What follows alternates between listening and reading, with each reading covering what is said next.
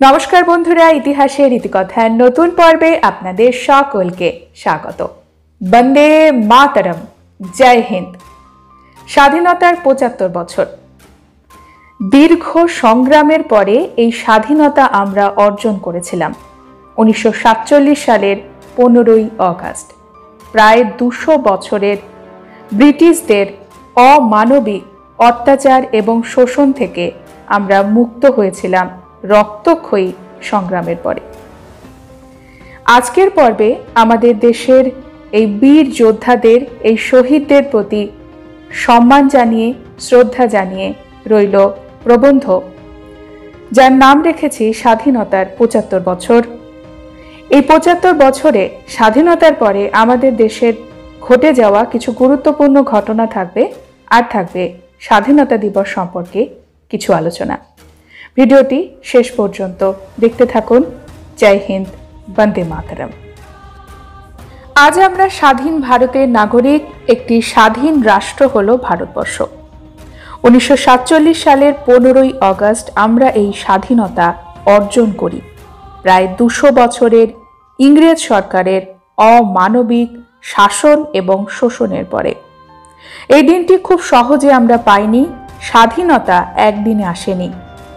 বিনয় বাদল দীনেশ, সূর্য সেন, অরবিন্দ ঘোষ, লালা লাজপত রায়, নেতাজি সুভাষচন্দ্র বসু, ক্ষুদিরাম বসু প্রমুখ দেশ নেতাদের রক্তক্ষয়ী সংগ্রামের মধ্যে দিয়ে এই স্বাধীনতা আমরা অর্জন করেছিলাম।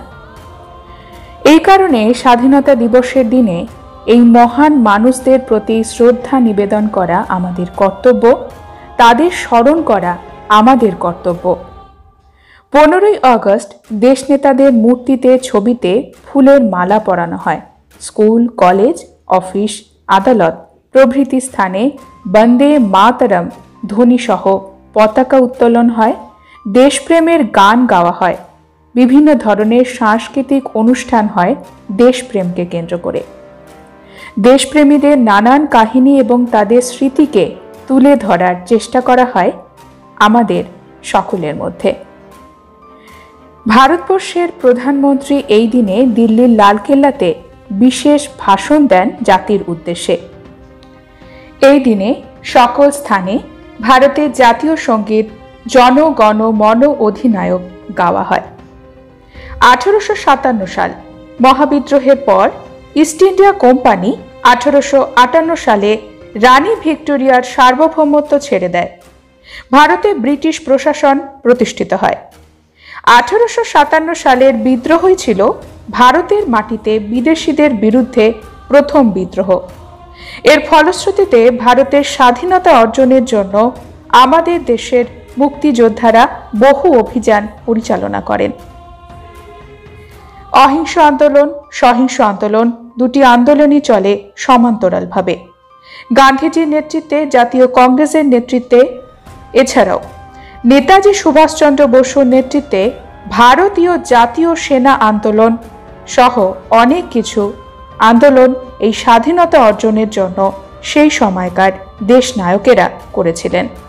ভারত মাতার বীর সন্তানদের ঐক্যবদ্ধ প্রচেষ্টার ফলেই ব্রিটিশরা ভারতকে স্বাধীনতা দিতে বাধ্য হয়েছিল।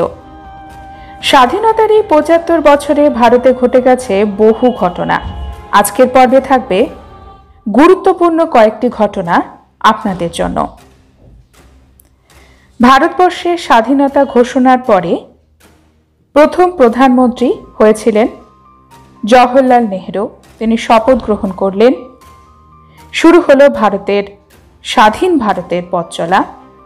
১৯৫০ সালে নতুন সংবিধান গৃহীত হল।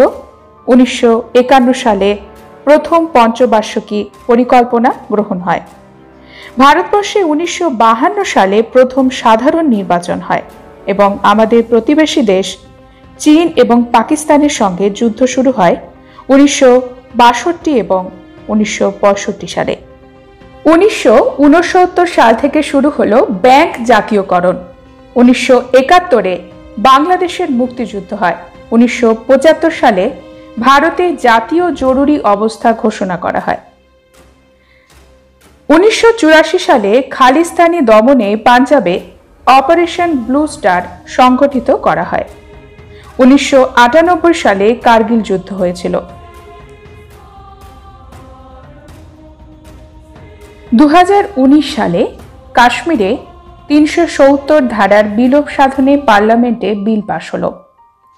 এই সময় এই 75 বছরে বিজ্ঞান, প্রযুক্তি, ভারতীয় সংস্কৃতির ক্ষেত্রেও গুরুত্বপূর্ণ বহু ঘটনা ঘটে। যেমন 1968 সালে চিকিৎসা শাস্ত্র এবং শরীরবিদ্যায় হরগোবিন্দ খুরানা নোবেল পেয়েছিলেন। বিশ্ব শান্তিতে 2014 সালে কৈলাস সত্যার্থী নোবেল পান। 1992 সালে সত্যজিৎ রায় অস্কার পান সিনেমার জন্য। 1983 সালে ভারতবর্ষ ক্রিকেটে বিশ্ব বিজয় করে। 1975 উপগ্রহ আর্যভট্টের সঠিক নিক্ষেপণ হয়। 2013 সালে প্রথম মঙ্গলযান প্রেরণ প্রভৃতি ঐতিহাসিক গুরুত্বপূর্ণ ঘটনা ঘটে এই 75 বছরে। বন্ধুরা, আজকের পর্ব এখানেই শেষ করছি। পরবর্তী পর্বে নতুন একটি বিষয় নিয়ে আপনাদের সঙ্গে কথা হবে। ততক্ষণ সকলে সুস্থ থাকুন, ভালো থাকুন, আর পুরো ভিডিওটি দেখার জন্য আপনাদের অসংখ্য ধন্যবাদ।